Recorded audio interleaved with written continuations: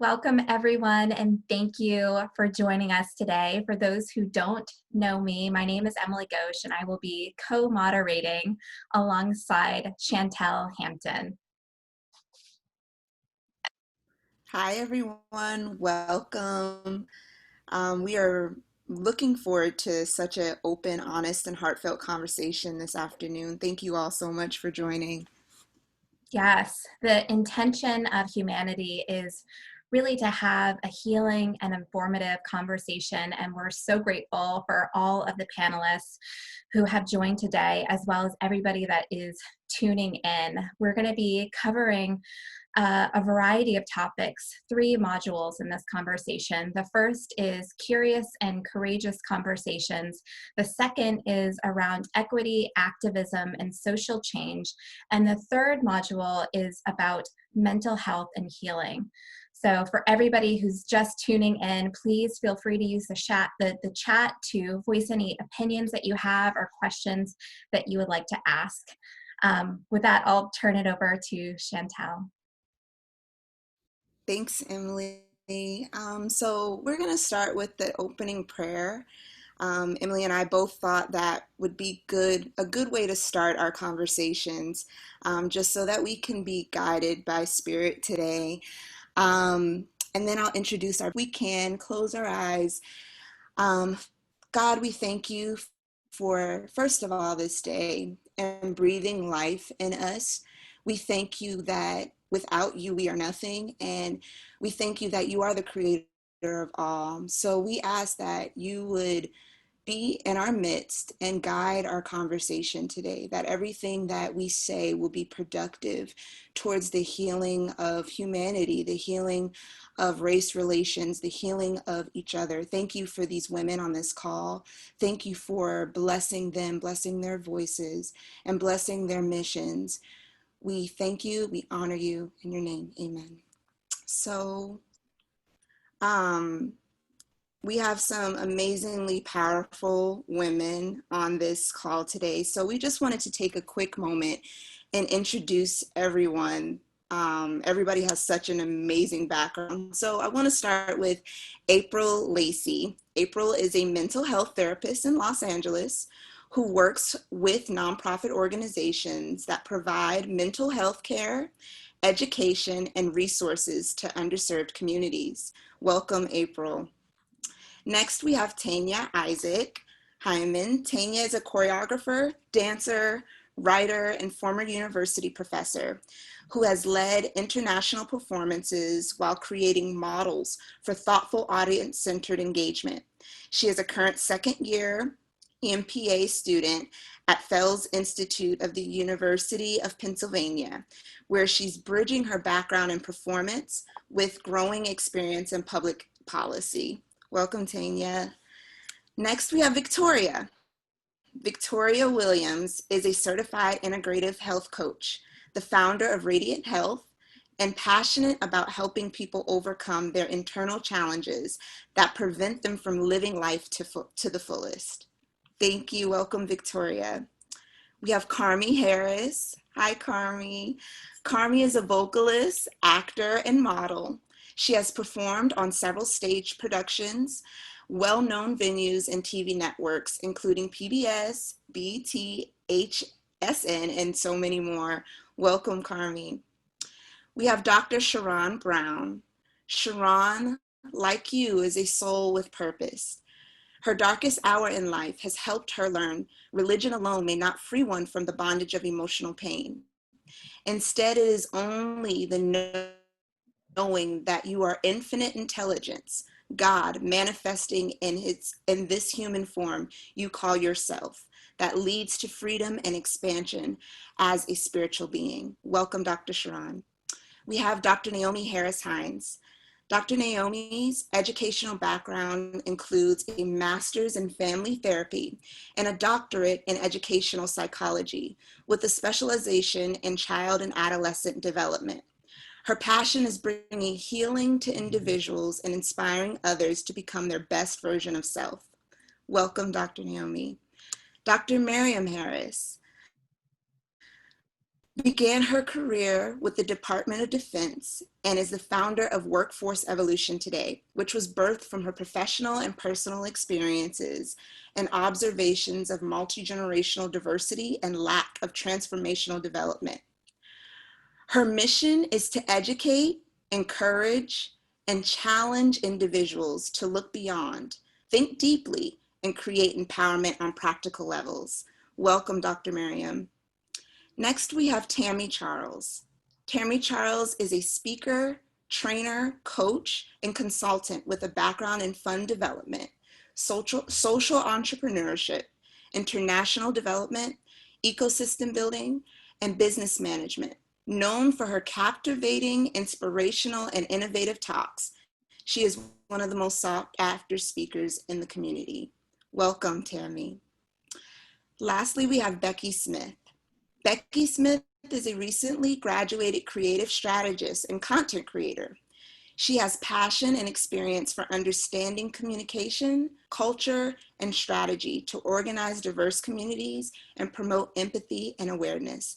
Welcome, Becky, and welcome to all. We look forward to hearing from you. Thank you.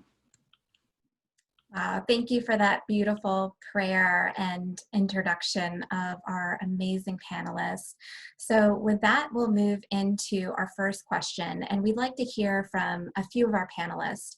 In what little or big ways has racial inequity impacted your life? Tammy, we'd like to start with you. Good afternoon. First of all, I want to thank so much Emily and Soul Media. Thank you so much for the opportunity to have this important conversation. As much as I'm here to kind of share my thoughts and ideas, I'm here to learn. I got my notebook ready to go because I'm still on this journey of learning. So the question was, how has racial inequity impacted my life? Is that the question? I would say it's interesting because I feel like I don't even know how to answer that question, because I feel like moving through America as a Black woman, at times you don't know when it affects you until sometimes afterwards, and you feel the after effects of inequity. I think the first time that I realized, honestly, like it was very apparent that I was being profiled because of my race was honestly in my last job. Like, I've dealt with people saying things and racism, and I've dealt with that even when I moved from New York to Florida. But a couple of years ago, I had a job, and I was a director of fundraising, and it was the first time in my life where it oppressed me and consumed me. And I remember when I first took on the role, everything went well, but it was like 6 months into the role, every little thing that I did was being looked on. And I remember being treated different than my colleagues. I remember there was one time where we had a board meeting, and I remember I told the board, how I was being bullied. And I was telling my colleagues about the bullying for the first time from my ED and a couple of other board members, surprisingly so. And everyone looked at me and said, wow, like, we did not go through that. And I realized that I was being treated differently. And it was the first time where it just hit me harder than any other time in my life, where I was like, wow, I am being treated differently because I am a Black woman. And it was very difficult. I remember not only did it hit me like it physically, I was depressed, it hit me spiritually. But it was in that moment that I realized that, racism is real. And the thing what's so interesting about being in that context was I was working for a nonprofit whose sole mission was to better the lives of others and their emotional intelligence. So can you imagine the hypocrisy? And so in that moment, I think the reason why I transitioned over into consulting and decided to kind of like be on the other side is to hold organizations accountable, not to just their mission, but how they're executing it and making sure it's done and with the heart of equity, with the heart of love for humanity. So I can say that that's like the first experience, not really the first, but one of the first experiences that I've had where it was so overwhelmingly hurtful as a Black woman. Thank you, Tammy, for sharing your story. I'd like to move to April next. Yeah, thank you so much, Emily, for putting this together and for inviting me. I feel so honored to be among this group of women. So it is a hard question, because there are times where I look back and I think, I think I grew up in a time where overt racism wasn't as accepted as it has been in previous generations. And so it's a little bit hard to tell sometimes, but it is, it's hard for me to talk about racism without talking about, the context of my family and the things that I've seen previous generations go through. My grandmother picked cotton on a farm. She was a sharecropper. And just to think about that in and of itself, and the level of racism and oppression that, my grandparents had to go through, I think that has definitely created a lot of generational trauma within my family. And it honestly, I think it has kind of shaped who I am today, because, I felt like when I was growing up, there was a lot of pain that was unaddressed. And it wasn't always, the most comfortable place to share, what you're feeling. And so, of course, I grew up to be a therapist. So I think it definitely kind of shaped who I am as a person, because it's turned me into somebody who wants to help people identify with what's going on with them and how to heal themselves and recover in a way. I can just remember, I grew up in, I don't know if anyone is familiar with I'm from a smallish suburb outside of Los Angeles called Simi Valley. Simi Valley was the place where the officers of the Rodney King trial were acquitted. And I was 8 years old when I remember the riots breaking out because of what had happened in my town. I experienced a lot of overt racism as a child. I can remember as early as kindergarten being called names, being always only being the only Black person in my class. And there were some times where it affected me in this way that, when you're that small, you don't look at the world and say, oh, these people are all wrong. They've got it wrong. I took it to mean I'm less than them. And I've really carried a lot of hatred towards myself for a long time. And that has been part of my work, is rebuilding my self-esteem and my connection with people and my trust in the world. And so I think that,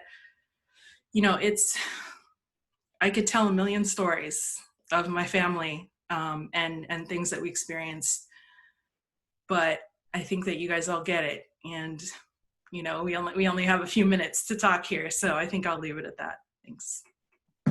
Thank you, April. Such a moving conversation. We are going to move to Dr. Miriam next. Good afternoon, and thank you for the opportunity as well. Really great platform and very relevant today. I would like to share, the situation I would share is, and like the others, before I would say, can't really say that I've experienced some things or didn't really notice it. Come from a small town, but I guess kind of protected or shielded in some way. But matriculating and assuming leadership positions and higher positions in the federal government, I found myself in a situation where not only affected personally, but indirectly affected as well. In my organization, there was a change in leadership, and the change was to a white or Caucasian male, and that change it changed the dynamic in a variety of ways. And we were short-staffed, so I had to, being in higher management myself, I had to assume some of those roles, which is fine. I'm a team player. But the problem came when it seemed as if, the credit was due mine, or I had too much to say and it was too right, then he would exclude me. However, at the end of the day, if it were something that he could not resolve, or if it seemed too hard for him, or an issue that he didn't want to face, he'll throw it in my court and expect me to save the day. Fine. I didn't have much to say about that, but when I saw that it was consistent in a continuum of unfairness, and it started to affect the workforce and those who may not have the power or the tenacity to fight for themselves like I would, I became more indignated and felt that I should respond and respond more in a demanding way because as we all know, to whom much is given, much is required. So there was a lower level supervisor, a white woman, where she, she wasn't required, even short staffed, she wasn't required to take on a lot of responsibilities, but she was granted privileges and given credit when credit was not due. And then it became a point where he would, where the workload and, became an imbalance in the workforce. When you have about 60% of African descent, and many of those are women, then I feel, no, I cannot, this is not acceptable. And I cannot allow this to happen particularly, again, for those who I felt I had a responsibility to. I have a responsibility as a leader, but then also for those of the same descent as I am, I felt an even deeper responsibility. And so I addressed the issue via email intentionally initially. And then, in fact, the first email was ignored. And then I addressed it again, and it was, the response was really like an offense or defensive. And so, I finally just had to talk. I felt really conflicted because he was my superior at the time, my supervisor. And so I didn't want to go above him, even though, talking to some family and other colleagues outside the organization advised, maybe you should just go to the director of the organization, which was fine, but I was trying to be the peaceful person that I am and just try to be fair on all levels and go through my chain of command, but it was not working. So I had another conversation and, I wanted to be that peaceful person, but as Representative John Lewis would say, sometimes we have to cause that good trouble. So I, one of the, one day the director of the organization actually called me for something else.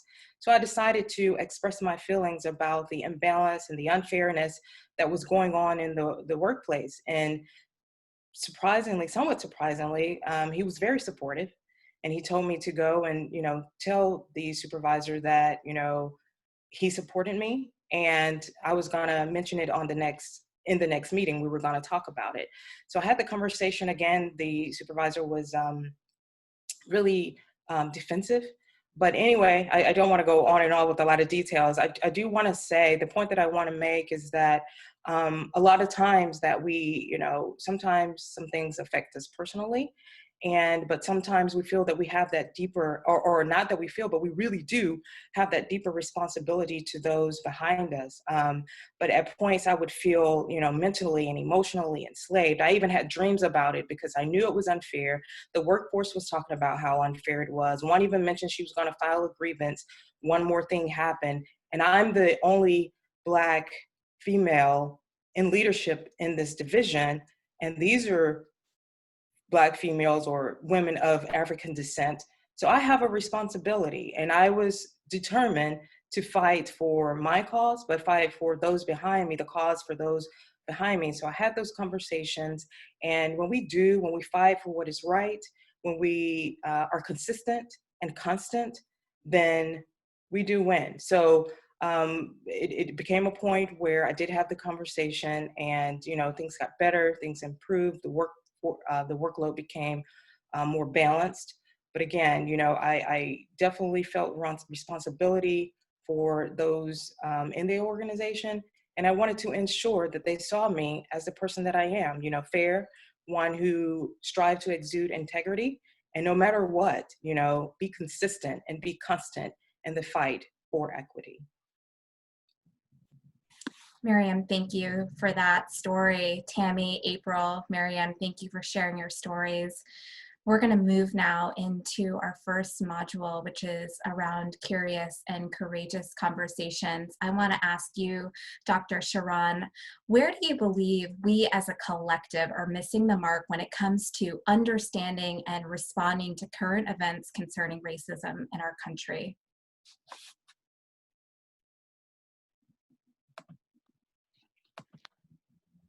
Thank you for such a heavy question as you moved into your first module. And thank you for having me here. I feel honored to be among these fabulous women here today.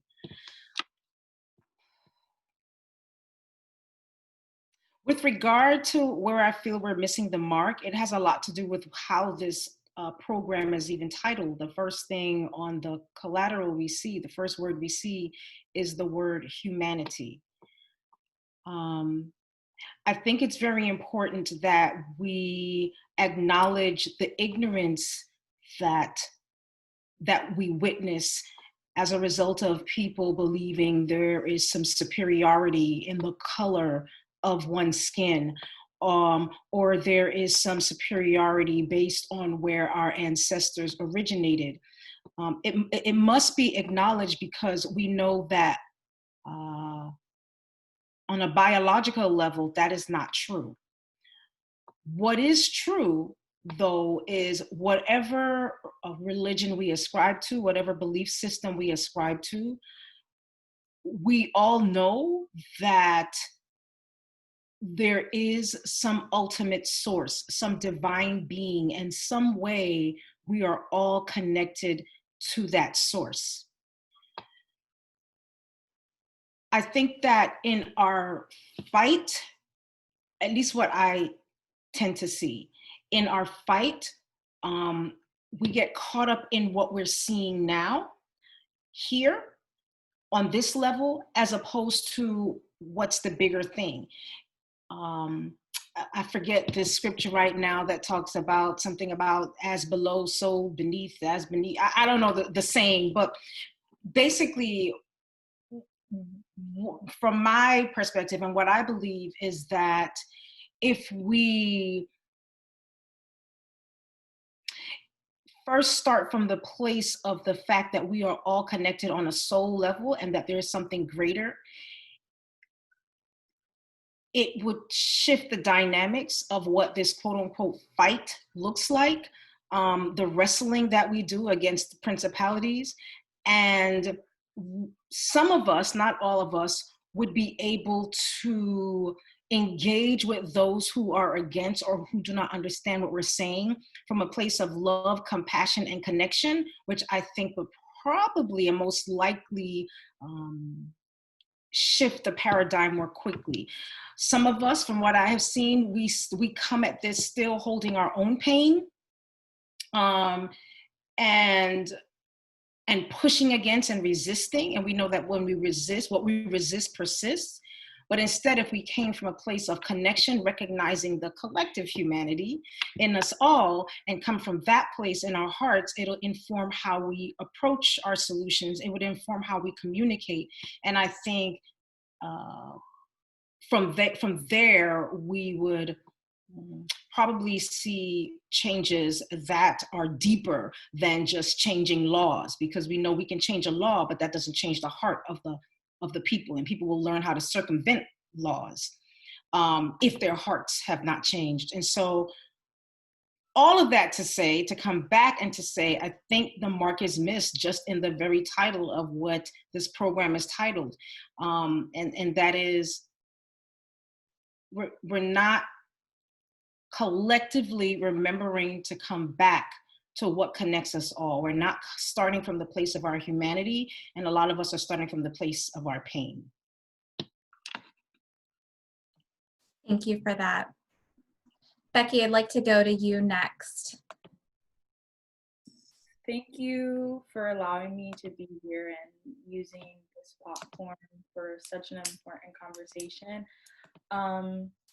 For me, I think we're missing the mark as a collective is just, again, back to humanity and just overall empathy. I think the recent events have shown a lot of people how deep the pain goes and how it's in all of us. It's from our parents, it's from their parents and their parents, and we don't even really know, well, at least I don't really know much of my family lineage and what they went through, and I could only imagine.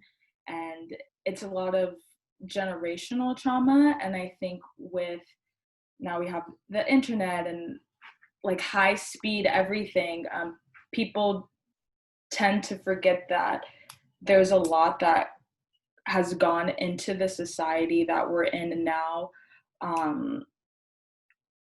And like I said before, it's just the pain runs so deep. And I think with the George Floyd's death, it was a wake-up call for a lot of people of how backwards things still are. And even with George Floyd's death, people still were like, oh, well, he, you know, has a criminal record, this, that, and whatever the case may be. But that doesn't necessarily mean that's fair for a death sentence, just because you may have a criminal past or something like that. But I think where we can come together right now is just, you know, understanding each other and really getting to the bottom of this information and really understanding the Black experience, not only in America, but across the world, like we're seeing right now. Anti-Blackness is worldwide. It's not just in the South. It's not just in the Confederacy. It's on every country in the planet, whether it's anti-Blackness or going against or colorism or anything. So I think what we really need to do is, I mean, for me, I just graduated from college. I got my minor in history, so I know more than probably the average person about American history and the Black experience in American history. But I think the history we're taught as children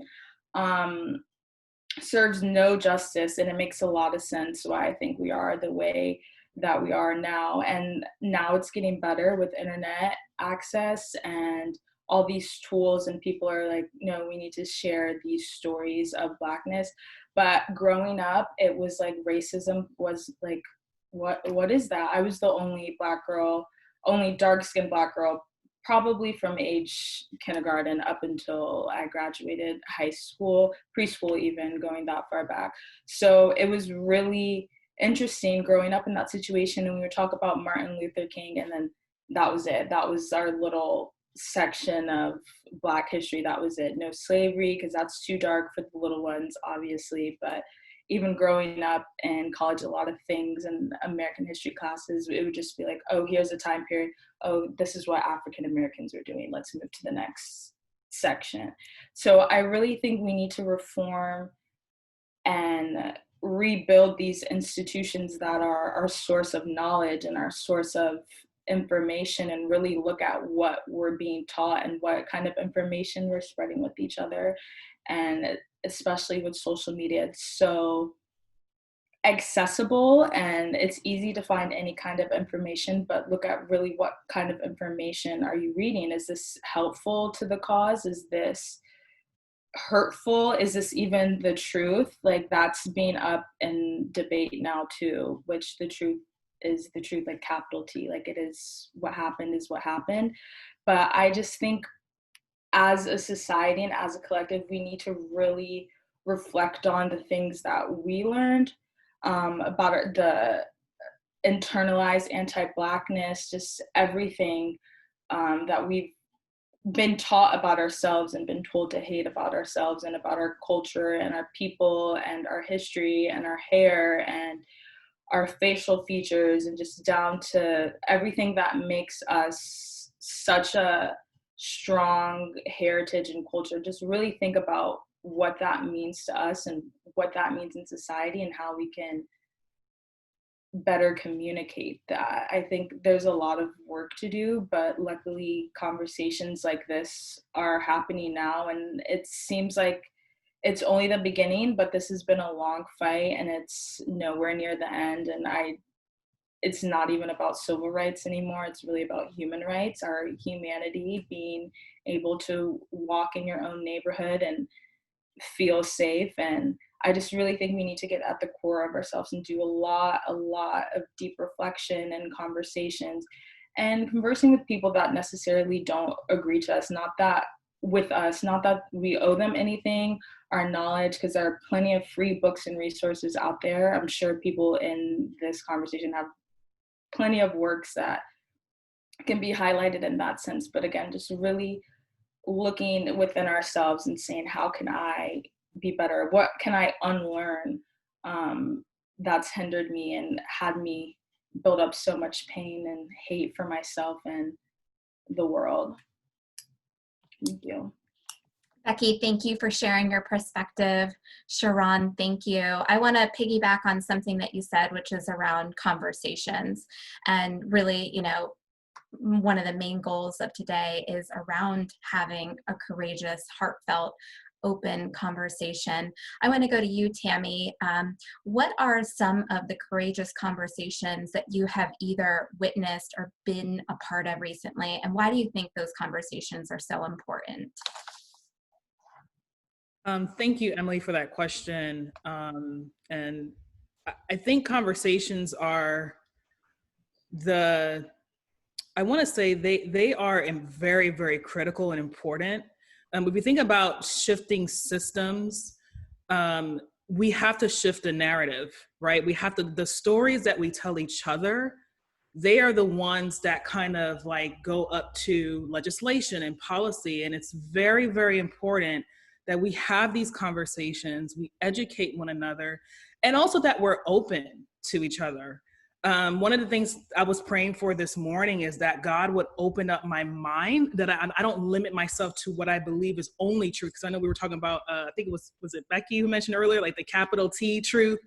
I love that, because that is what we must seek, is capital T truth. And that is something that I pray for every day, because between social media, like you were mentioning, Becky, like it informs our psyche and it can deform our psyche. And if we don't check ourselves, we'll wreck ourselves. And then also we're wrecking others and then the next generation. So I think conversations are so important. So I say this because it still drives me absolutely insane that it took George Floyd and his murder and watching an 8-minute video for people to really understand the perspective and the stories and the lives of Black people in this country. It angers me, it breaks my heart. And one of the things that I realized was when, and Ahmaud Arbery and Breonna Taylor, when all of this was happening in the midst of the COVID, so we have to understand context, COVID-19, everybody's home. So everybody has no choice but to see this, right? I remember I had so many people calling me, y'all. And I remember I was angry, okay? Like I was so angry because I'm like, why now? I've been crying from the pit of my being for years.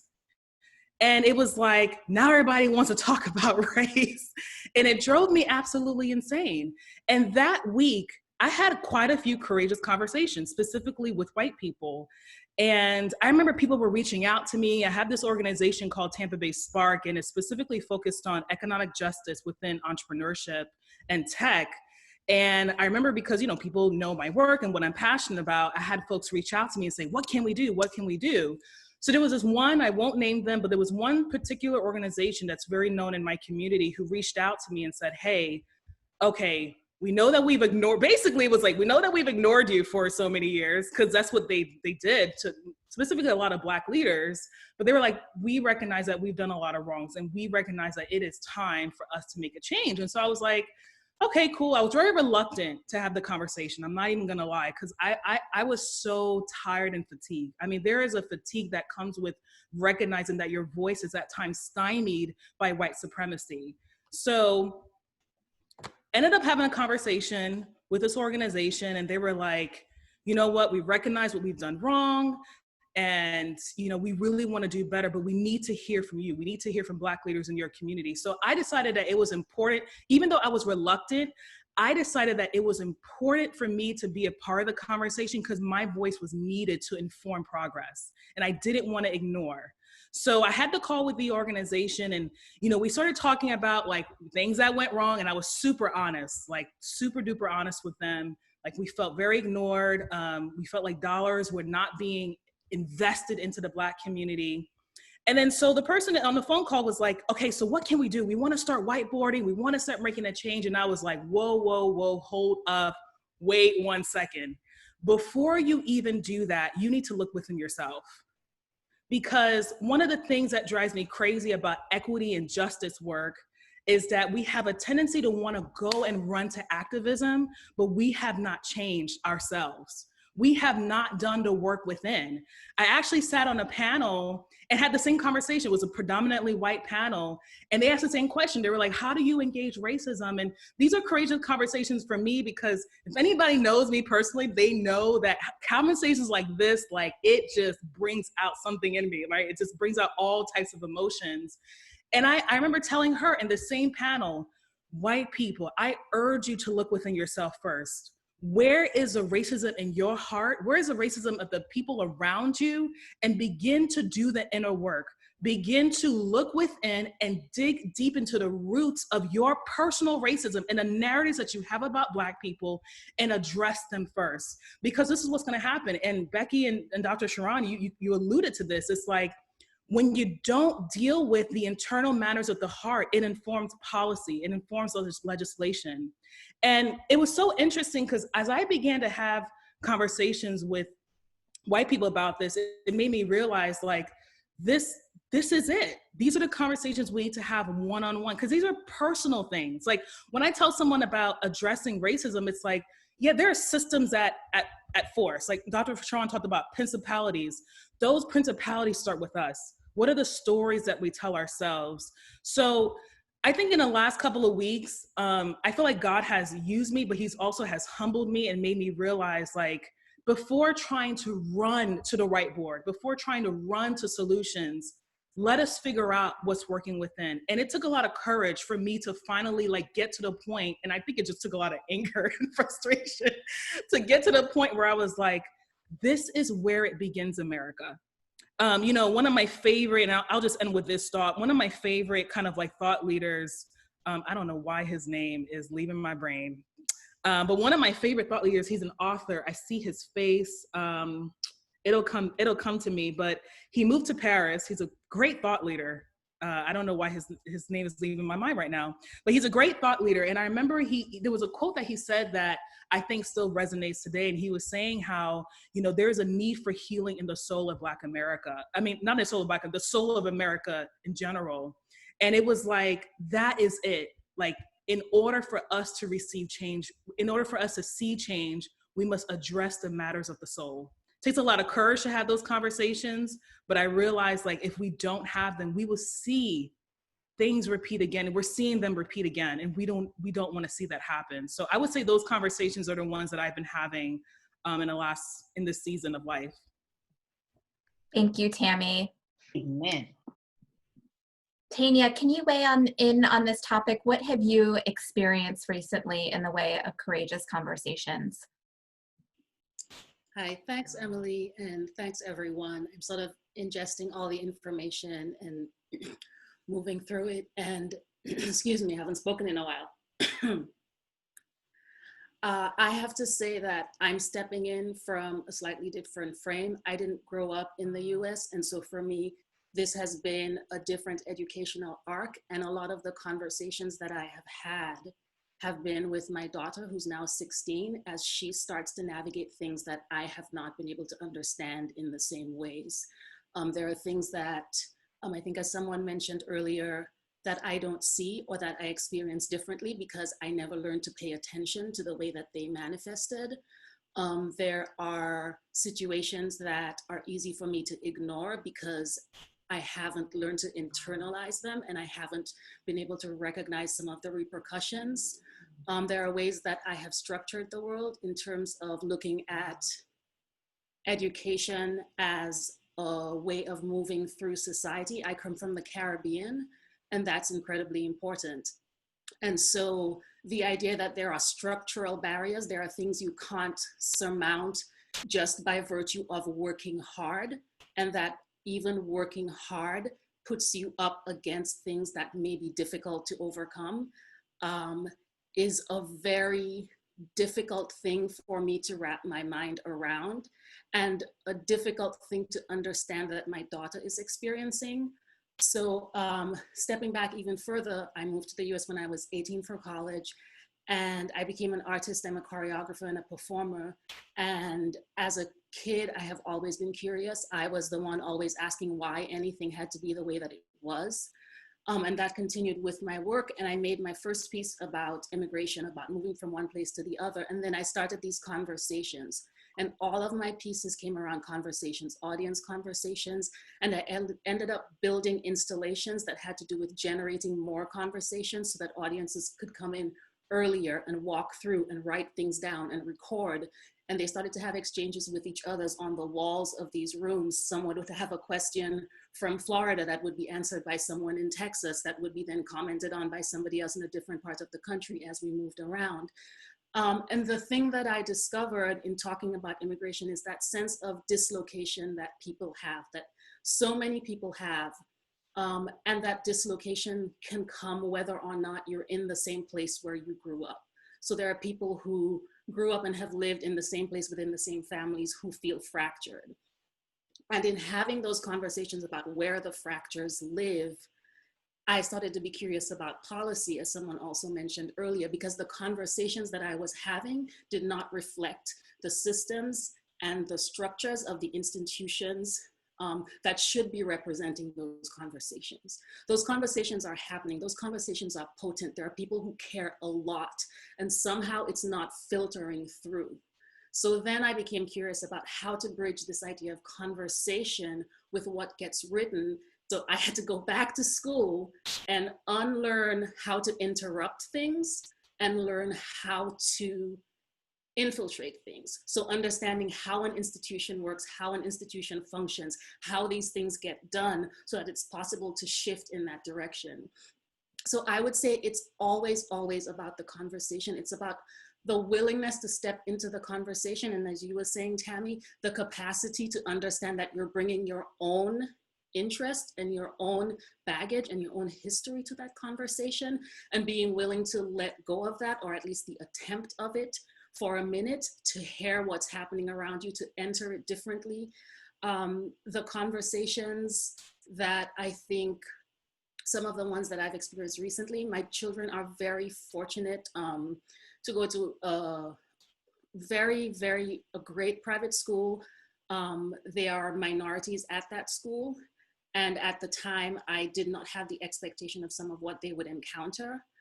And so my conversations with the parents at those schools have been very measured. And it's that question of how do you interrupt something? There are incredibly well-intentioned people who don't understand the mental barriers that they put up against having to have something be different than they expected.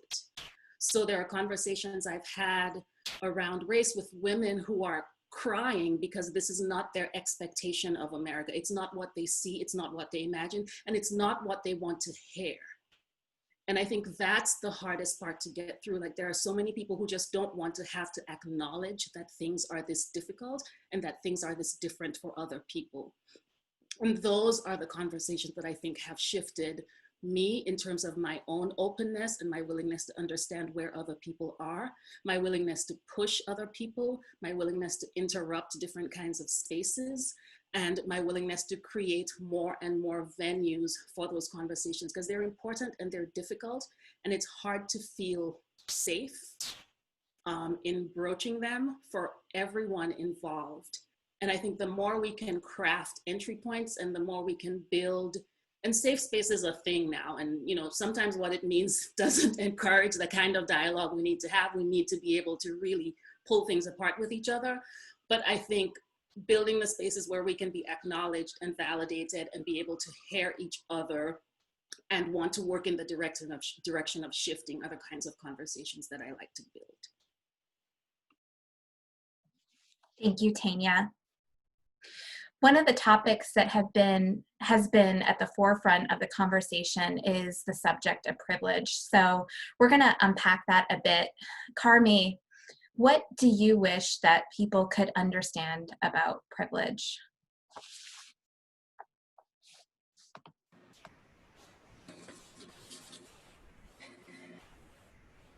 there I am. Okay, can you hear me okay? Yep. Okay, hello. I wish that people could understand about white privilege. It's rooted in history. It didn't just start in 2020 today or in May 2020 with the whole George Floyd situation. As Maya Angelou said, you can't really know where you're going until you know where you've been. So that it for point one. I think that people should understand that it is rooted in history and a humanity perspective as well as civil. And I just saw someone comment, yes, Dr. Sheron, yes, racism was created for privilege, exactly. So understanding the history, from slavery to segregation and to now.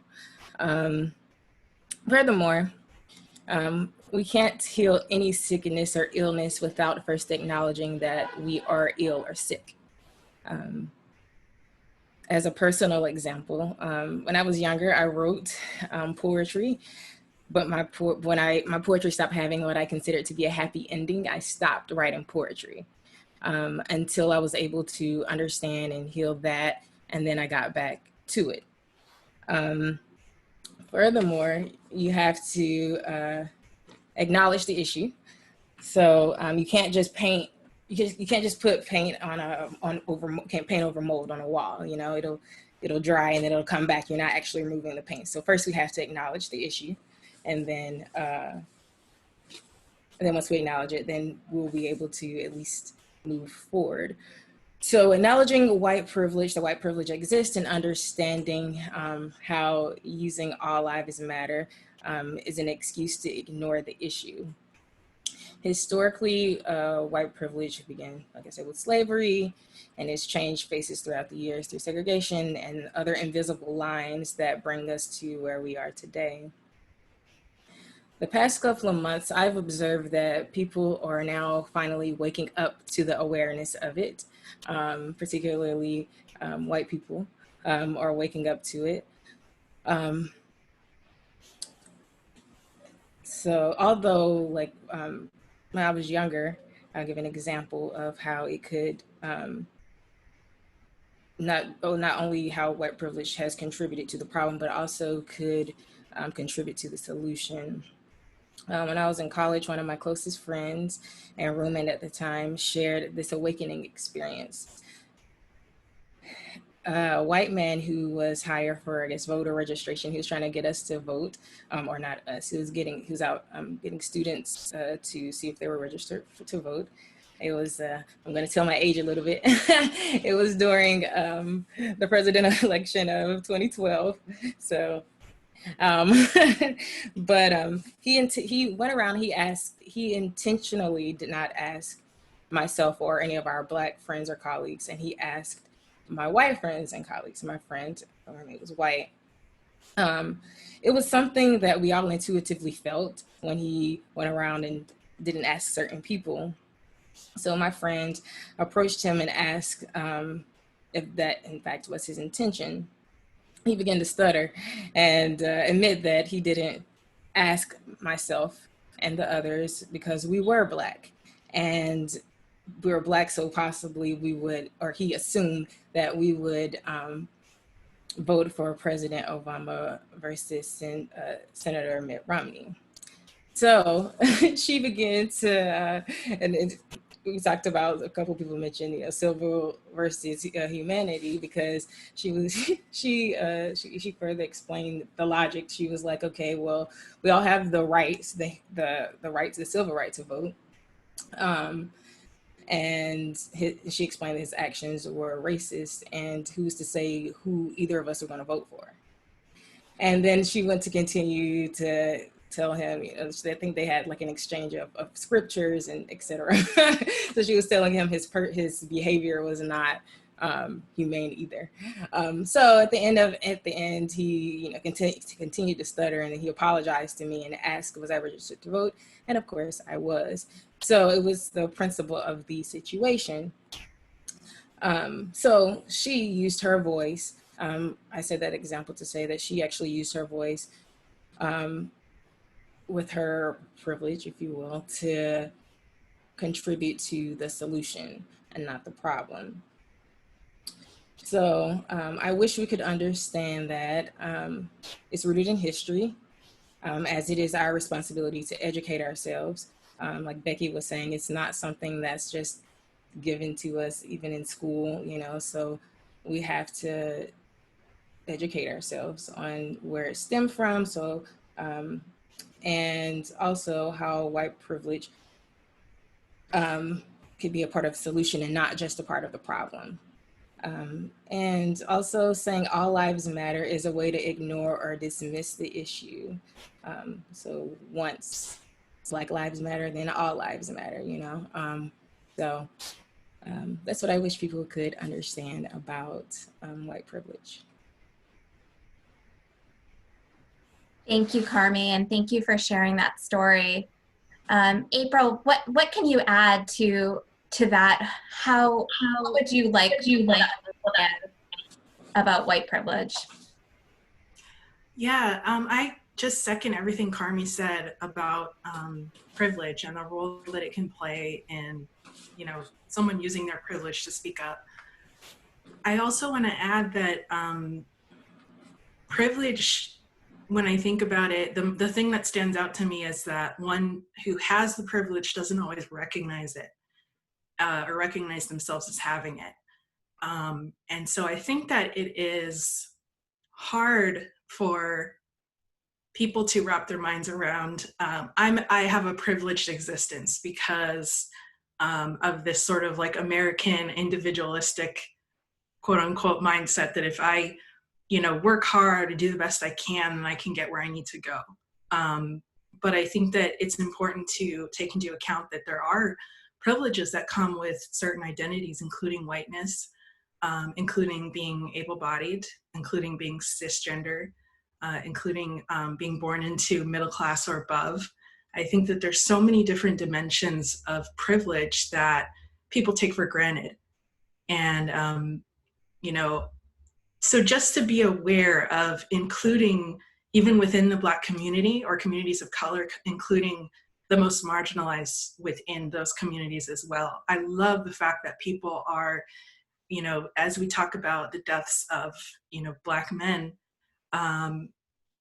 to also include the deaths of Black trans women who are being killed at an alarming rate and have been for a long time. I think that just to remember, you know, that whenever I hear all lives matter, it really irks me just because of the ways that it undermines, you know, what we're trying to talk about here in a specific issue that we're trying to address. But all Black lives matter, to me, feels a little bit more in line with what, at least my personal values of how I look at things. And because, you know, it's important, I think, to look out for all of us and not just the ones that get the most media attention. So yeah, I just think that privilege is something that it's important to always keep in mind. Always keep in mind whenever we're approaching any kind of conversation, because to be blind to one's own privilege, I think, allows for missteps, further marginalization of other people, and, you know, just important to keep in the conversation. Absolutely. That was so powerful.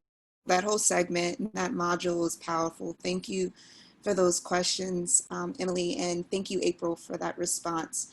I'd like to transition and move forward into our second module, which is centered around what both Carmi and April expressed as far as using your privilege for change and understanding what that looks like. So we're going to be talking about equity, activism, and policy change. Dr. Miriam, we would like to start with you. What are some of the little and big ways we can each be activists for positive change? So we've heard a lot about conversation, and I agree that having these conversations and embracing each other, first of all, and then as I was speaking earlier, even in our little systems, as I will call them, standing up, demanding change, addressing those issues that need to be addressed. Again, embracing each other, knowledge sharing. Don't be afraid, don't be shy to cross those lines, class, race, gender, any line, to have the conversation, to knowledge share, and to embrace each other. We had a conversation, a dialogue on race relations at work recently, after all of the events and protests. Surprisingly, that supervisor I was speaking with determined that this conversation should not take place. However, he was, we had it anyway. But so in that conversation, I made the point that we're all human. So let's start there. We're all human, and we all have feelings and emotions. So there's a certain way that we all would like to be treated. Let's just start there. And then share our experiences. Because as many, we found out, and as many have expressed, oh, I didn't know. I didn't realize that. Share our experiences. And, often with these conversations, that elephant in the room, no one wants to address the elephant in the room. Be bold enough to do that. Be courageous enough to do that. And have these conversations, embrace each other, respect each other. And of course, as we all know, as we all should, vote. And not just in a presidential election, but vote even at your city level, at your school level, vote. And hold these appointees accountable to their responsibility. Not just when the cop's neck is on George Floyd's neck, or not when 20 or more shots are fired and 8 hit Breonna Taylor and kill her, but be consistent. Be consistent in our communities, in our smaller communities, to permeate larger communities, to permeate the world. And march on, be consistent. March on till victory is won. Victory is not won until one nation, under God, there is justice for all. And indeed, for all. And all means all. Black Lives Matter. Thank you. Absolutely. Thank you, Dr. Miriam. I'd like to continue and ask a similar question to Becky. What is your take on this topic, and what would you recommend in terms of ways we can practically use social and activism? Right. So a little bit about my upbringing, I guess, in activism. I started university wanting to go into politics. I was the only freshman, a class full of seniors taking a class on media. And the 2016 election, just to start, I did start college summer 2016, so right before the election. So I was like all revved up, ready to go, like ready to vote my first election. Like I was, honored to be a part of it. I've only ever really remembered a Black president. I was like all gung-ho about it. And then November 2016 happened. I'm sure we all know where we were when we found out. I was like, I can't do this. Like, I cannot work in politics as a career. Like, I'm already exhausted, and this is my first election. I can't even imagine doing this for the rest of my life. So I kind of just, left it by the wayside. Of course, vote and speak out about social issues, because that's naturally what I've always gravitated towards.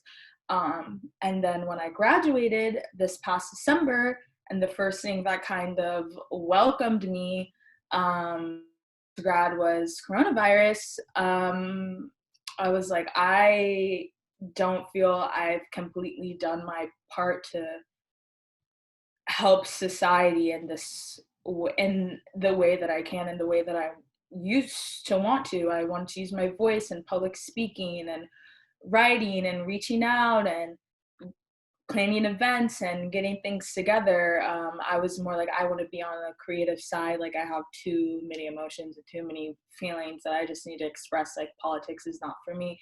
But now I think because of this pandemic and because of George Floyd and Breonna Taylor and Ahmaud Arbery and Trayvon Martin, and the list goes on and on, I think I've finally found a way to combine like the consciousness, but also the creativity.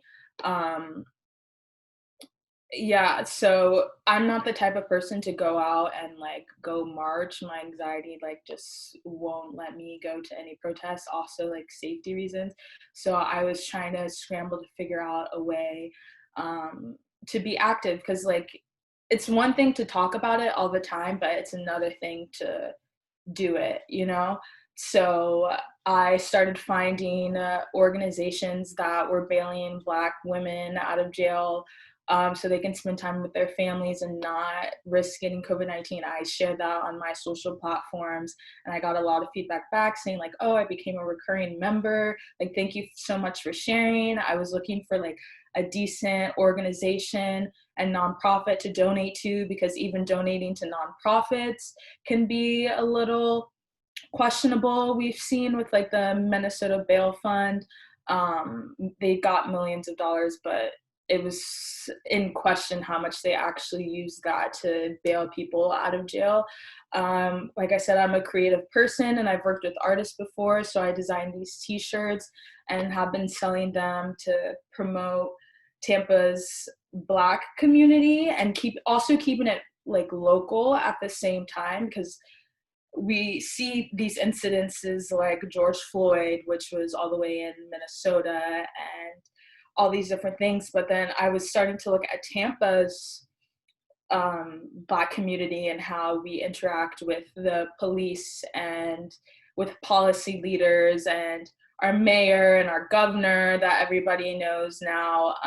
There's a lot of stuff just going on in our own backyard. So I've been really focused on localizing my voice and highlighting businesses, Black businesses here in Tampa, because I've lived here my whole life and I never knew until I really started looking for them, like actively really wanting to look for them. And money talks. I think that's one of the best ways I feel that I can help. And even if it's donating like $5 or even just going like, you know, I'm going to go to a Black beauty supply store, which it should be Black owned anyway, because we're their main customer base, but that's not the case. I think I read something, it said it takes 7 minutes for $1 to leave the Black community, like, because we don't even own the things in our own community. So I think just really focusing on, you know, what's going on in your backyard. Look at your policy leaders, look at the laws that are being placed, look at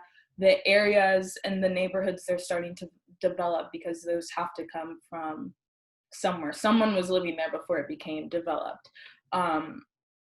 So just, again, yeah, just looking really deep, trying to get really involved in the things I care about. I'm trying to get more involved in the ethical fashion community. This is literally just, I'm moving right now, so this is just 2 trucks of old, like, thrifted clothes that I'm trying to sell and get rid of and give to people, and just doing the little things that I already have a passion for, and making them matter to other people, because I've been really privileged with the life that I have, and my parents worked really hard and went through things I can't even imagine just to have me where I am. And so I feel like it's my duty to advocate for people that didn't know. My parents tell me I teach them stuff all the time, because they didn't know. They grew up in a society that didn't teach them about these things. And, oh, you know, like, this is how to manage your finances. This is how to do this. These are your options. This is a Black-owned business up the street. You should consider going there. So again, just really looking in your own space, because it's right in your backyard wherever you are. It's not this far off place in middle America. You could be an activist anywhere. Awesome. Thank you so much. Thank you for sharing that. And you have a lot of wisdom, and you really shared some really practical ways that we can move this forward and really help our community. Thank you. One of the most pressing subjects of this time is how do we collectively move forward and create positive change? When we talk about dismantling racism, that is a huge undertaking. So Dr. Sheron, what are some of the systems and structures we need to examine at this time? Wow, this is a great conversation. And I have to say, I have a friend who just texted me who I didn't know she was on, and she's saying she's loving this. So thank you to all you wonderful women who are here sharing this space today. Yeah, so dismantling racism is a big undertaking. I believe it was Tammy who spoke earlier about systems.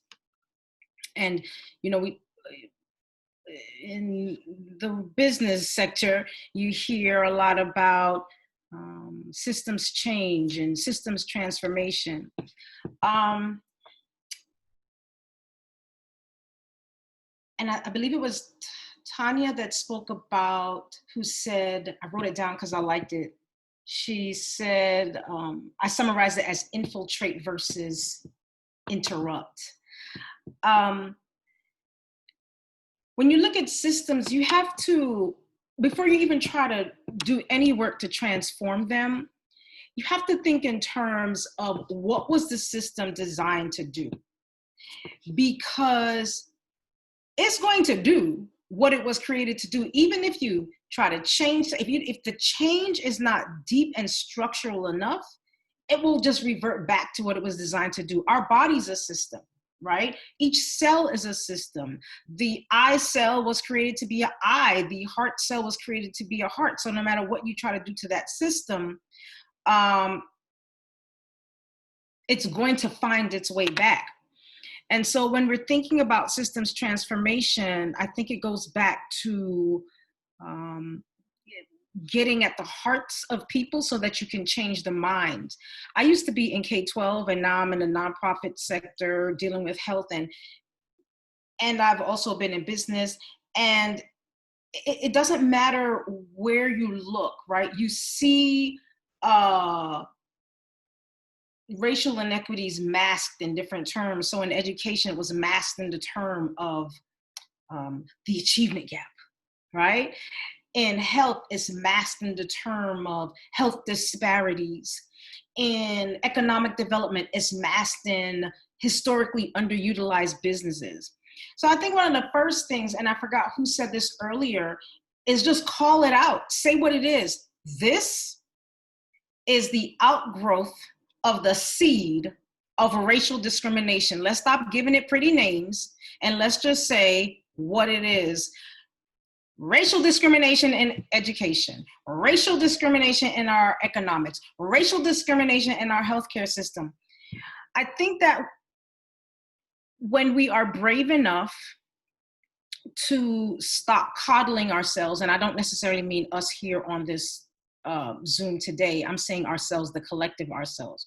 When we are brave enough to stop coddling ourselves with these terms that make us feel good, that then we go off and create these acts and these laws and these regulations and policies to try to address the disparities and address the underutilized businesses. When we're brave enough to call it what it is and stop using these little pretty fancy words, then we can really start to do the work of transforming the system, because then we can allow ourselves to have the conversation about why does this system exist in the first place. And when we can allow ourselves to start to have that conversation, then we can start to look internally and say, oh snap, something is wrong with me.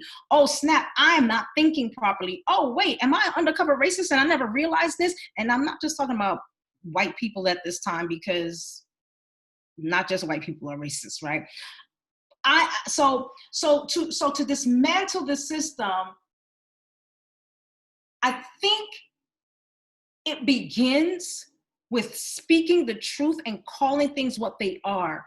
And stop saying the baby is a cute baby if it's not a cute baby. You understand what I'm saying? Call the thing what it is. And then once we do that uncomfortable work, then we can allow ourselves to ask the deeper questions that will then get at the dismantling. But if all we're wanting to do is to run to action, as I think maybe, I forget who said, Tammy, if all we're wanting to do is run to action, then all we're doing is putting Band-Aids on things. And instead, I think we need to allow ourselves to feel the pain by calling out the ugly. And then by calling out the ugly, we can continue to go deeper and deeper and deeper until we start to create that transformation that we want to see. That's my take on that. Absolutely. Thank you so much. That was powerful, powerfully said. Tania, do you have anything to add to what Dr. Sheron just said? What would you recommend in terms of an approach to changing systems and structures that keep racism alive?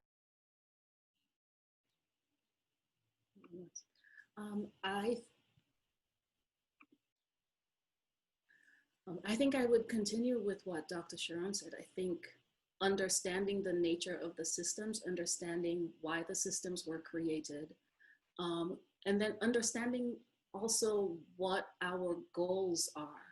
What would we like those new systems to do? And to be really specific. What it's going to take from us, what it's going to take from all of the different layers of government. We talk a lot about levers in policy school. Which levers are you activating? At what level are you creating the impulse? Where are you instigating? And I think it's the clarity of vision. So we're understanding that something is wrong. We're understanding that something needs to shift. Can we get even clearer about what we would like it to look like? What is that ultimate absolute vision? And then build backwards. And I think everything is art making. Think everything is creative process. Everything is imagining what hasn't existed yet and putting all the things in place for something beautiful that we can't even anticipate. So what is that biggest vision of the kind of system that we want as a result of all of this work? And then we go backward. What needs to underpin that bigger layer? What needs to underpin the next layer? And then we come back to that individual action. So then we understand what the nature of our individual actions need to be, but we also understand, I think, the extended arc of those actions, because it is, like many people have said, it's a long, long, long journey.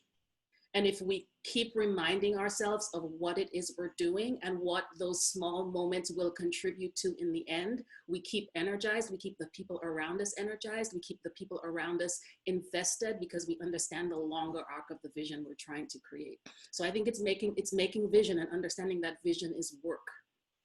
Vision is a lot of work, and we have to keep doing it. Absolutely. Thank you so much. That question really dovetails into policy, as Tania just mentioned. But April, what are some of the policy changes you believe we should be pushing for collectively to create change? I just want to acknowledge just what some of the previous panelists said about what a huge undertaking it is. And I also want to start with the disclaimer that I am the furthest thing from a public policy expert, and I'm feeling significantly underqualified to answer this question.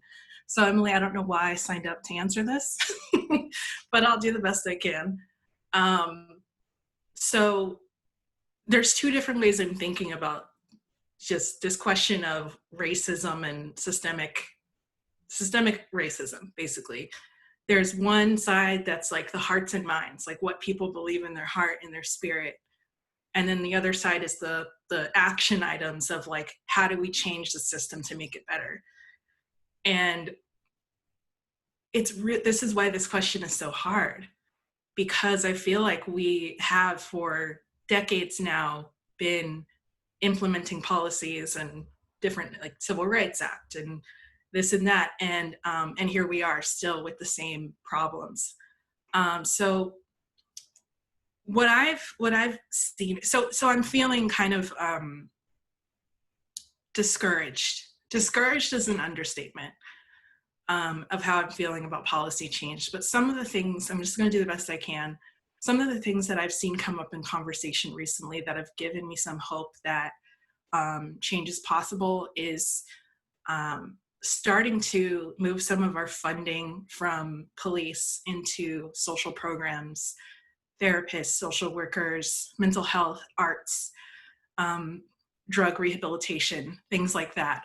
Because I think we have a huge problem in this country of the police being given the responsibility to take care of problems that are not necessarily best suited for police intervention. Forgive me, I'm blanking on the name of the young man who was killed in Atlanta because he fell asleep at the wheel, drunk, at a Wendy's. Was that a situation where the police, Rayshard Brooks, yeah. I'm just imagining a society where things like that don't warrant a police phone call, like that we have other ways to deal with issues that come up. I know of a program that's based in Oregon that's called Cahoots, which is it's a team of social workers, psychiatrists, nurses, other health professionals that are called in times of crisis and in times where people need help. And I think that it's kind of, and there was a point where they, the citizens just decided like the police don't need to be called in these types of situations. And I think it's made a huge impact. I mean, I'm not an expert on that program, but I know people that live there and they say that it's a different kind of atmosphere when you have situations where counselors get involved rather than people that you don't know that show up with guns. So that's one thing, just changing our thinking about police. Another thing that I'm thinking about is, this is smaller, but the concept of qualified immunity, which, disclaimer, I just found out what this was since George Floyd, which is the idea that police officers are shielded from being sued for misconduct by individual citizens. So in my profession, I'm a therapist. We can be sued at any point for doing any kind of harm to anyone. Tammy's saying qualified immunity is a major policy problem. Yeah. In my profession, we have to get malpractice insurance because the expectation is that if someone perceives that you've done something wrong as a health professional, they do have the right to sue you, because when you get that license to be a therapist and you take someone's mental health into your hand, that's a huge responsibility. And there's a great liability. So you have to pay out of your own pocket, have insurance in case you get sued. And I think that keeps a lot of us focused on, all right, what do I need to do to not cause harm? Because as it stands right now, it is very, very, very hard to prosecute or hold cops responsible for misconduct, as we've seen over and over again. Just the percentage of cops that have even been brought up on charges, actually gone through trials, convicted, and served time, like it just almost never happens. And I think it's a huge problem. And so anyway, I just wanted to touch on that, and also to say that I don't believe that we can just make enough policies to end racism, but I think that it is, to me, I'm a little bit cynical about changing hearts and minds, because I think that if somebody wants to be racist, I don't think I can talk them out of it by proving that I'm worthy. If you don't think I'm worthy, there's nothing I can do to change your mind. I also just want to say, and I'll wrap it up, but there was, back when I was not on Facebook anymore, but when I was on Facebook, I used to follow this account called Black Girl Dangerous. I don't know if any of you have heard of her, but she's a blogger, and she wrote a blog post about, the title was "Why I Don't Talk to Strange White People About Racism." And when I read it, it changed my life. The gist of it is that, this, as a Black person, I'll just speak from my own experience. I think that I've had a lot of instances where I have tried to sit down with, non-Black people, explain non-Black issues, explain why racism is real, pull up examples, exhaust myself, try and convince them. And then at the end of the day, they get to choose whether or not they believe that white privilege is real or if racism is real. And it leaves me feeling empty, exhausted, and just completely drained. And I've realized, like, I came to a point several years ago where I just realized I wasn't going to explain it anymore. I'm just not going to. If you want to go and do your own research, that's great. Come join me when you've educated yourself or read and listened and come around to believing that this is a real problem that needs to be addressed. But until then, I have to protect my own energy and my own people and my own spirit and be able to continue surviving and thriving. And yeah, like what Becky's saying in the comments, it's not our job to teach people. So I think that speaks to this question of let's get to the policies. Hearts and minds may follow, but that's not my job. Okay, thanks. Thank you so much, April. That was really good. Tammy, from your perspective, what do you think are the most critically important policy changes that can help us to move forward? Thank you for this question. So I'm going to go quick, just for the sake of time. So I'm just going to throw a couple of terms that I think we all need to consider when we think about strategy. So my consulting practice, I'm constantly iterating my model as a strategic consultant for nonprofits and social enterprises. And one thing I always tell people, I'm actually going to back away from policy, because policy is just focusing on policy is a one-legged response to injustice. So I teach social entrepreneurship at the University of Tampa. So when I talk to my students, I always tell them that we'll bring out like climate change, for example, and they'll talk about, well, we need to change like policy, which is good. Then I also will start bringing up, well, what is the business community? The business community plays a huge role. I think business actually plays a bigger role than policy. So if you ever have a chance, like Ava DuVernay's 13th documentary, you think about Stand Your Ground law. That law was written by corporate executives. This is why George Zimmerman was not, he was not guilty, because that law, which I call template law, because corporate leaders came together in the Capitol building, put that law together, and that's why George Floyd, even though he was charged, he was not guilty. So the business community plays even a bigger role than political leaders. I'll tell you that right now. They're the ones who are lobbying in Tallahassee. So if we're gonna engage any problem, it needs to be tri-sector, it needs to be multi-dimensional. We need to hold our business leaders accountable. It needs to be holding policy leaders accountable, and the nonprofit community plays an exceptional role. So one thing when I work with my clients, I always try to determine how can we get government and business community aligned with one another. And the other piece is social entrepreneurship. So one of the big issues that we're seeing, and I think April, you alluded to this, so thank you for sharing this, because this is my point too. One thing with nonprofits is, as a model for change, it's a good model, but it needs a lot of shifting, because nonprofits are built to address social issues, but they're not given the capacity, they're not given the money to really create change. And if you think about a nonprofit that's led by a Black person, they're getting, if not 25% of what a white-led nonprofit is receiving. So as you can see, there's a funding problem. So in order for change to really happen, policy is the first place, right? Policy is good, but we need to bridge the gap between sectors that inform and that impact our communities at large. So if you think about a really good example, so if anybody, I'm gonna put this in the chat pod, a really good example of how when you put government, nonprofit, and business folks and investors in the investor community together to address something like recidivism. So recidivism obviously is when, someone who goes to prison is like 10 times more likely to go back to prison. It's a huge issue in our country. So there's a pilot called a Peterborough pilot, and it talks about how when in the investor community, government, and then the nonprofit community came together to address recidivism, when they came together to create a social innovation, a solution to recidivism, it actually decreased recidivism, because it was everybody coming together, sectors coming together to engage issues like recidivism. I even think for policing, like, you know, there's a lot of talks around defunding the police, and it's been conversations, talk about courageous conversations.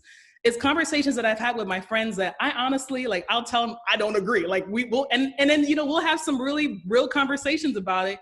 And I'll tell them, like, defunding the police, I believe, requires, again, a multi-dimensional solution. Where does because the business community plays a huge role, policy obviously plays a huge role, and the nonprofit community, how can we engage? So I think it was April, I think you were mentioning this, how, you know, some of the issues that we see with like policing, why don't we take some of those dollars and divert them to social change, right? So that requires the nonprofit sector.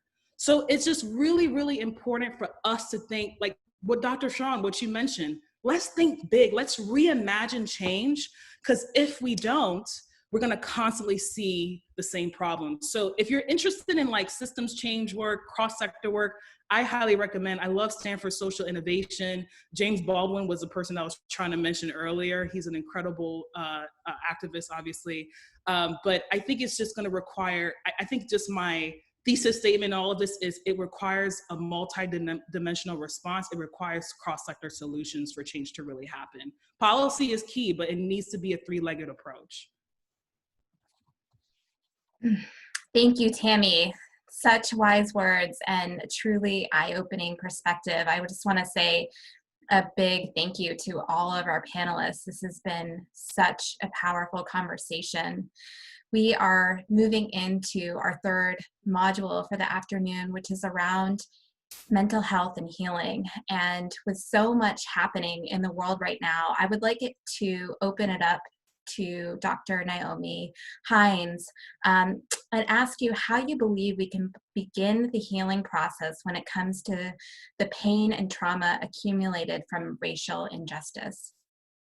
First of all, thank you, Emily. Thank you, Emily, for inviting me to be a part of this powerful experience. I am indeed honored. So the question is, how do we begin the healing process when it comes to pain and trauma?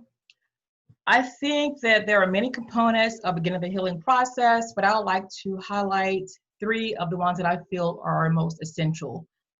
First and foremost, as with any healing process, I think that acknowledging that you're experiencing the stress is very, very key. You can be exemplified in different symptoms. It can be physical and or emotional. You have these feelings of sadness, feelings of anger, feeling frustrated. And these feelings can lead to you having changing your appetite, changing your sleep patterns. You can have problems with relationships or just having emotional outbursts. So in order to start that healing process, I think acknowledging that there is a problem is very, very, very key. As a therapist, you know, I've seen many types of clients come and go. And upon reflection of this question, I've observed a key difference between these two types of clients. The ones that start therapy willingly, you know, acknowledging that they are experiencing the stress and they want help, opposed to those who are ordered by the legal systems or by social services and they don't acknowledge, you know, their pain or they're very reluctant to treatment.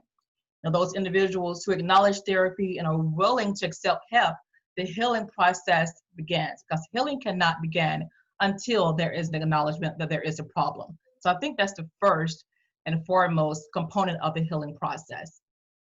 Secondly, finding a safe environment to discuss these emotionally charged issues. So you acknowledge there is the stress. How can I express this? So finding a safe environment. The conversations as this are very important. Small talk with family and friends. I find very important is when you're talking with family and friends, you need those who are supportive and share similar feelings, or those who can relate and understand your issue and that can offer positive, honest feedback. That's very important. And also seeking professional help. As a therapist, I'm always a proponent of professional help. And then journaling. For some people, opening up, talking to others is a very uncomfortable feeling. So journaling could be another avenue and finding that safe environment to discuss emotionally charged issues. There must be some type of way to cleanse yourself and not harbor those feelings, because if you harbor those feelings, they can lead to further issues that are of more detriment. I think that expressing these feelings along with the issues are both key elements during the disclosure process. Very important, if they're not discussed, if some cleansing ritual does not take place, these layers are built and it makes the healing process more difficult or a longer process. So that's number two. The third component of the healing process that I like to discuss, and I know we're going to discuss it later, but self-care. Oftentimes when stressful times or pain strikes, self-care takes a back seat. During these stressful periods, we tend to focus outward, focus on what's going on, and we disregard our inner life. We ignore our needs and our limits. Yet, it's during these hectic times, difficult times, that we need to care for ourselves the most. In order for healing to take place, we have to take care of ourselves. That's when we need to attend to our needs and engage in activities that are going to nourish us. The practicing self-care not only help us feel better, it also helps us function at our best. It replenishes us, it boosts our energy, it provides clarity. So in short, self-care supports our health and our well-being. So those are three essential components I feel are important to the healing process: acknowledging, having those conversations, and then self-care.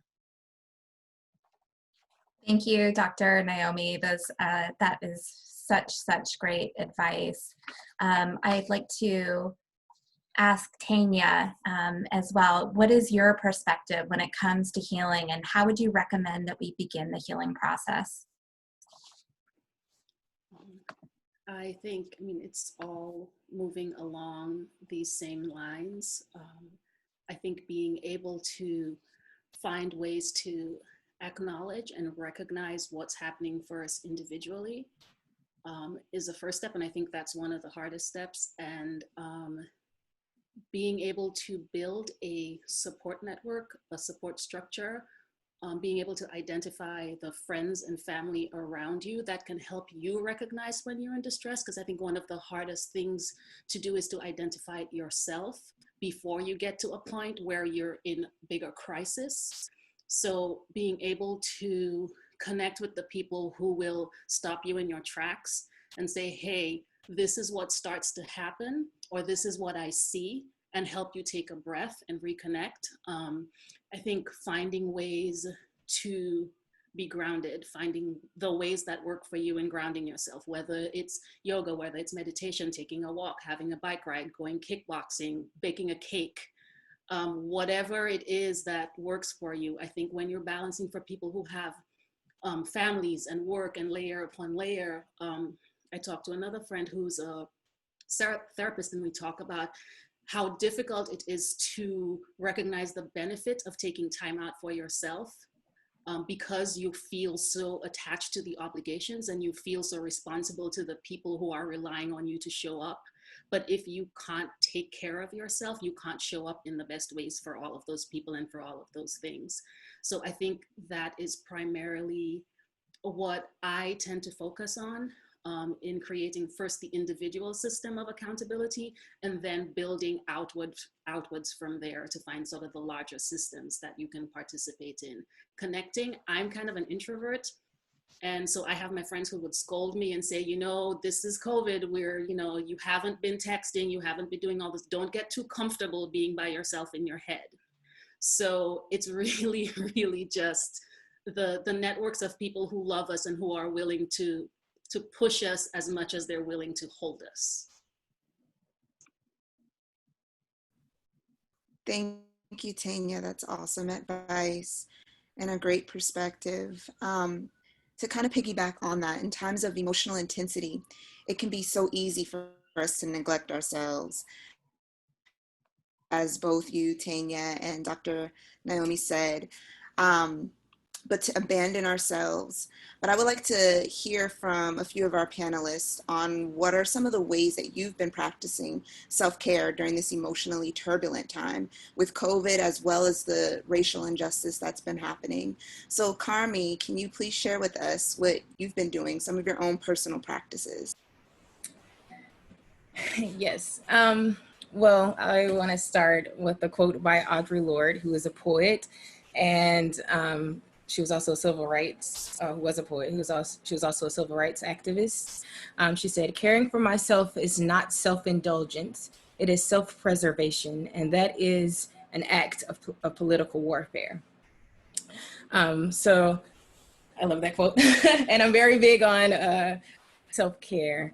A lot of what Tania just said resonated with me a lot as well. I'm also an introvert.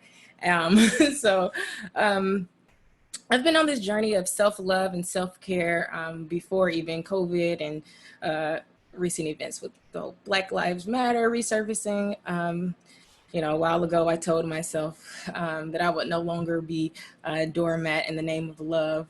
Because once you learn to love yourself, then you learn how to love others. And once you learn how to care for yourself, you know how to care for others. And once you learn how to heal yourself, you better understand how to help others heal. So I do a list of things that I personally enjoy over the course of my journey, and it has changed specifically now, of course, since COVID. But even with the climate of things changing externally, making sure that whatever I do, I have it as a priority. I prioritize self-care.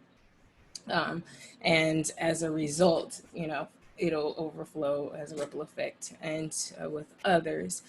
So I've been just during this time specifically, gardening, reconnecting to nature, journaling. I think Dr. Naomi mentioned that as well, like journaling. That's something that resonates with me. Reading as well, and I'm an artist, so creating music as a way of personal therapy, then also as a way that can have a ripple effect as well as a performer and an artist. Also, there was Maya Angelou, when I was thinking of this question, I thought about Maya Angelou clearly. I love her. This is my second quote of the day from Maya Angelou. But she said, there is a place inside of you that you must keep clean and pristine, and no one, no matter who they are, can touch. Because that may be a place you may go to meet God. It has to be a place within that you must keep clean and clear. So I would say self-care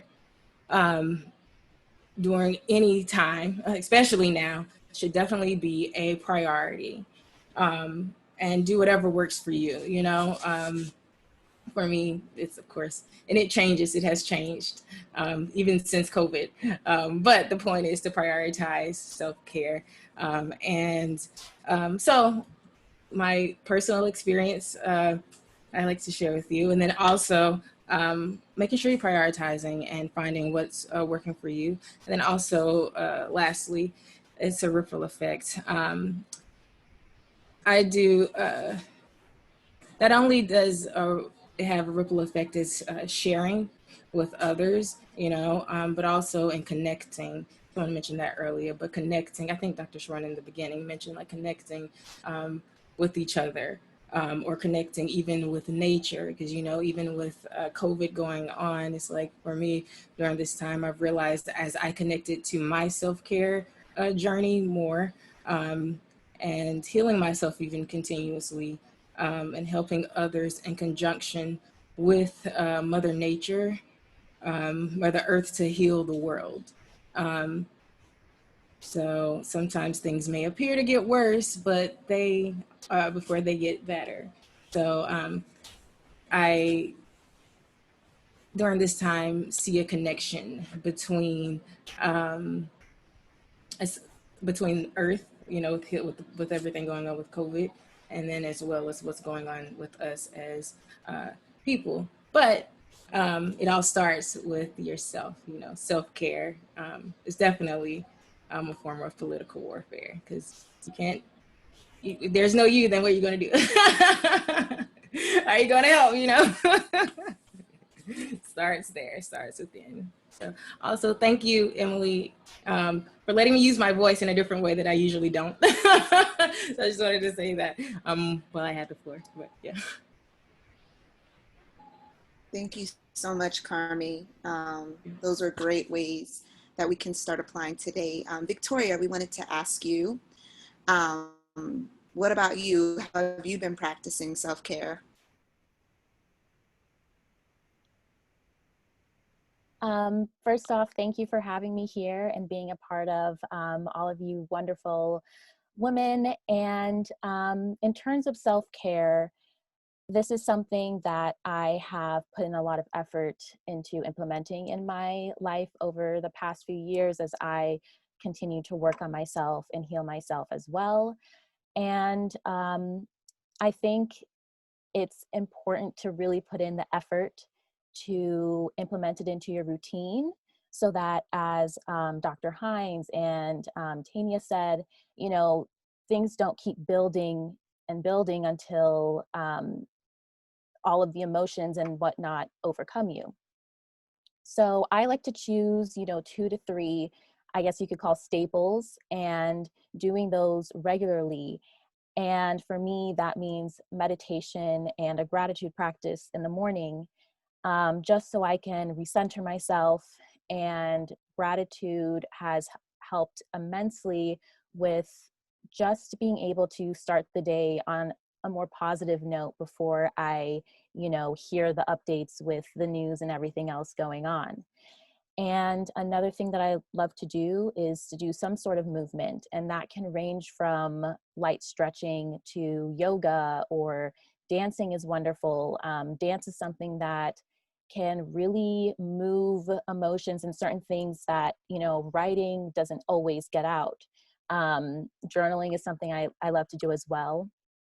And another thing that I try to do regularly is a practice called Abhyanga, which is an Ayurvedic form of medicine where you massage yourself with warm oil. And I do that after dry brushing and a hot shower.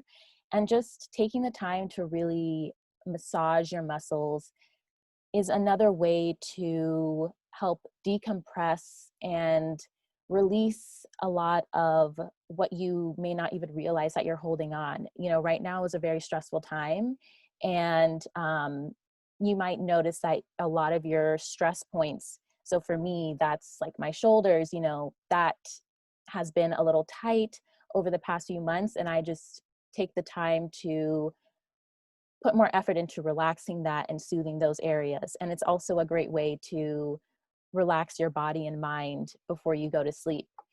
And then specifically for these COVID times and just everything that's going on in the US, I have made it a point to make sure that I'm laughing every day, genuinely laughing. And it might seem so silly and mundane, but it's so easy to forget to do that. And that might mean catching up with my family and friends, and reminiscing on funny videos, and also watching a comedic show that I enjoy. So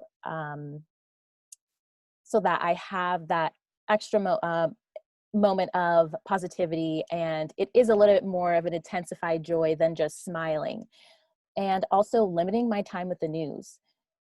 You know, seeing these updates over and over again and seeing what's been going on with the administrations, it's easy to be in a state of fear. And it's easy to get there as well with just all of the uncertainty that has been going on and continues to go on. And making sure that I take care of myself mentally in that way has been so helpful. And of course, I want to stay active, and I want to be an active participant in my own world and also the greater world. And so I do stay in touch with the important things and what's going on. And it's unavoidable if you're on social media. And also I have been staying with my family. So we have these discussions, and we do stay in tune with everything, but I've made sure that, you know, I and also the rest of my family are not just in this constant state of looking at every single update, because it can really get overwhelming. So those are just a few of the things that I make sure to implement into my routine, and it has been very helpful during this time to help just ground me and allows me to manage my emotions and process everything and not to get too anxious with everything going on. Awesome, Victoria. Thank you.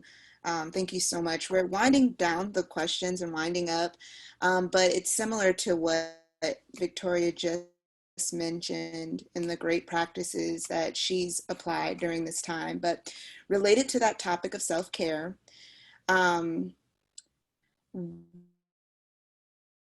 our final question is, what are some of the healing, mental, spiritual health practices you would recommend to others navigating this time? And Dr. Naomi, we would love for you to touch on that topic. Can you please share a few practices that you would recommend for healing and mental and spiritual health practices? Yes, of course. I agree with those the others have mentioned, but there are two that were not mentioned that I want to highlight. The first is breathing. Now, breathing is a powerful way for us to regulate our emotion, and it's something that we take for granted. But through your breath, we can activate our parasympathetic nervous system, and this is the common response in your body. So don't forget to breathe. Inhale through your nose, exhale through your mouth. I like to count. Count 1, 2, 3, 4. Inhale, 1, 2, 3, 4. You can go or longer. Hold it and then exhale. That's a very calming way and a practice that doesn't cost anything. A second way that I found very helpful is creating connections. Abraham Maslow, who was a humanistic psychologist, he theorized the hierarchy of needs, and it has 5 levels. And he proposed that our greatest need after our physiological and our safety need is belonging. And that's connecting with others in a positive way. During COVID, these times of COVID, it's very easy to have those feelings of loneliness, especially if you are an extrovert. And those feelings of loneliness can be extremely destructive to our body and our mind. That can lead to worse health and even, early death. So the stress and lack of calm in today's world, it could contribute to this loneliness because of the way it tends to make us more self-focused. So breathing and then creating those positive connections are 2 other lifestyle changes I would highly recommend, in addition to what the other practices that have been mentioned. Thank you so much, Dr. Naomi. Victoria, would you like to add anything else to that? I agree, like everything else that has been mentioned, I'd highly recommend. Other than that, I'd say, taking time to really immerse yourself in nature is very helpful. There are studies that show that the electrons from the earth help to decompress the nervous system and also help you to sleep better. So, going outside and just stepping in on the grass or on the dirt barefoot. If you don't have access to nature, and if you have plants at home, like literally touching the plants and caring for them can be a really good activity for you to do. So that is something that I would highlight. And once again, just, taking breaks and setting boundaries for yourself. If you need alone time and you're at home with your family or friends or a bunch of people, if you need alone time, don't be afraid to ask for it. Hopefully they will respect your requests and boundaries, but it's really important to put in that extra effort to do whatever you need to do for yourself right now. Thank you so much, Victoria. We'd like to open it up now to any of the panelists who'd like to weigh in and say any final closing words as we are coming to an end. But if anybody else would like to share anything, this is a great opportunity for you too. Thank you all. Can I share something real quick? Absolutely. Okay, so I just want to first of all, thank you so much. Is this Chantel and Emily? Thank you so much for this conversation. It's been so healing for me, and I took a lot of notes on the healing part because I know that's something that I need desperately. I just want to leave with, a journey that I've been on that's been helping me, and it's been an emotional one. It's just going back to my identity and my worth and my purpose. And I think everything that we discussed is about, we all need to embrace who we are, who God created us to be, and that our identity is rooted in something that is not even in this world. It's bigger than us. So I think this conversation just further just push that, idea and truth. And I just want to just close with that thought, just continue to embrace who you are, who God created you to be. Don't let the world define your worth and your purpose. Know that you are made in his image. So I just wanted to leave with that. Thank you so much again. And thank you to the panelists. You all are so brilliant, so beautiful. I could cry, but I'm not gonna get there. But you all are just amazing, and my soul is just so happy. So thank you all so much for your wisdom.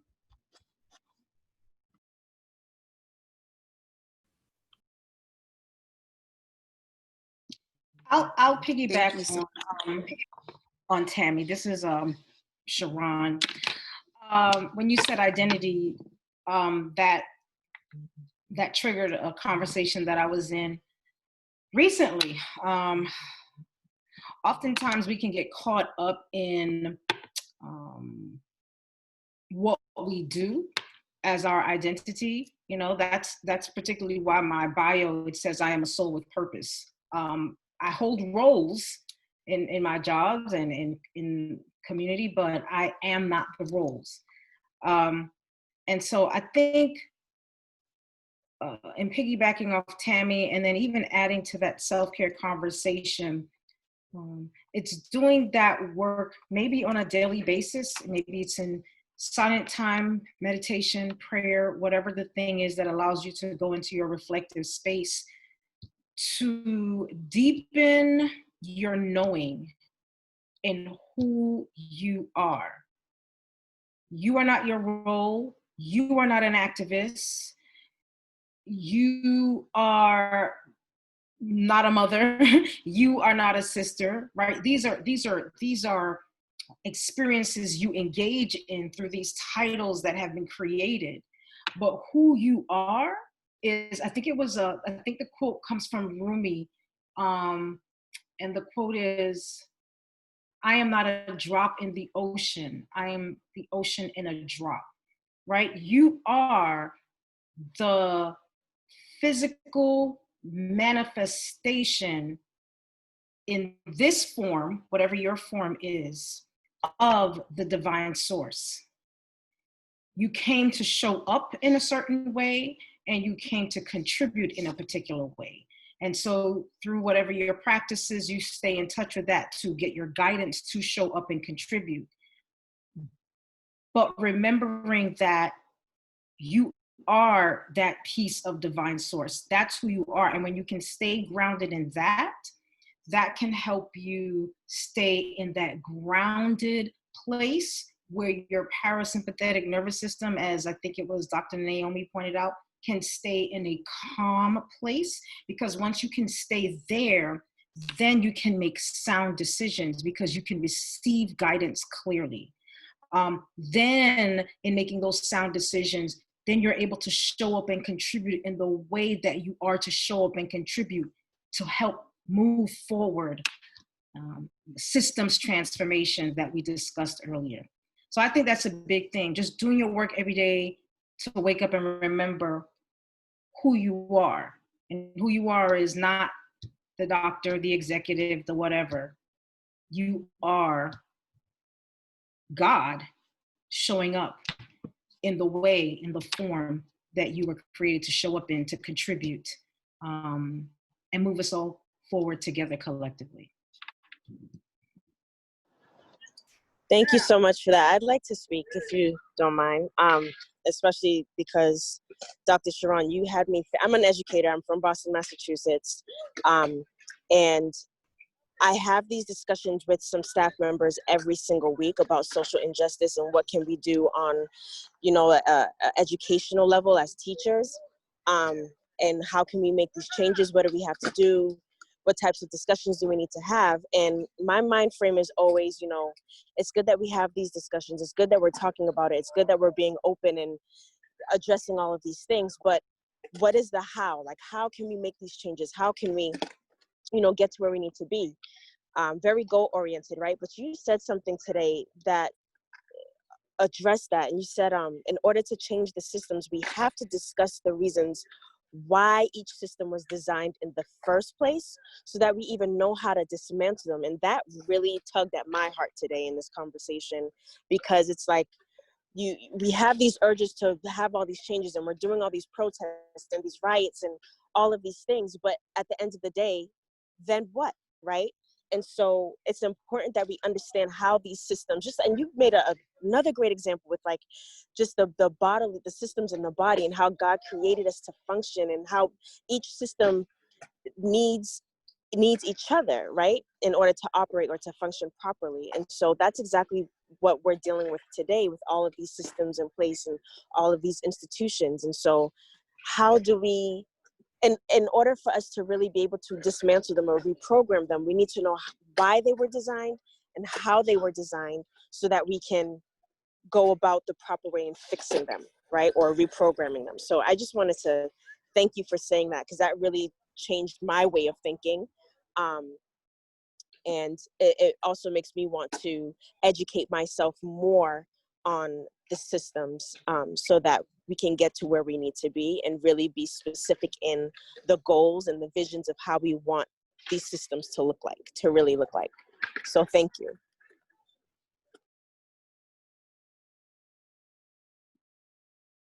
Well, you're up there with the systems thinking folks, Peter Senge and such. So you're in Boston, they're up there with you. Get in touch with them and go deeper into understanding systems.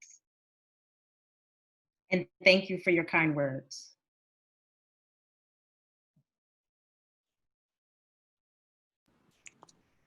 Awesome. Would anybody else like to share or close out before we close out? I'll just offer that nothing is too small. Always remember any little bit, every little bit counts. So always use your platform. Community engagement is important. So always use your platform, always use the resources that you have, and nothing is too small. Thank you. Thank you all, to all of the ladies, for contributing to my life and my knowledge base today. Thank you. Thank you.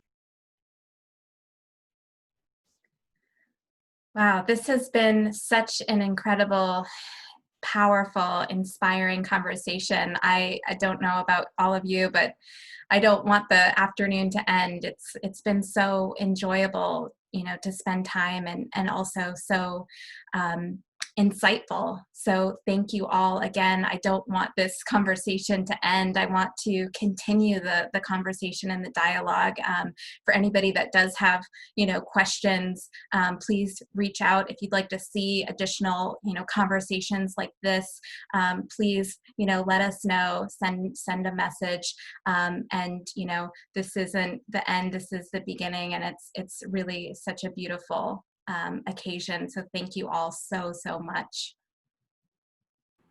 Yes, thank you all so much. Thank you, Emily, for even inviting me to co-host this with you. I've learned so much from listening to all of you powerful women, and I'm just glad we were able to start this conversation amongst us. And thank you all for sharing your hearts today and your wisdom.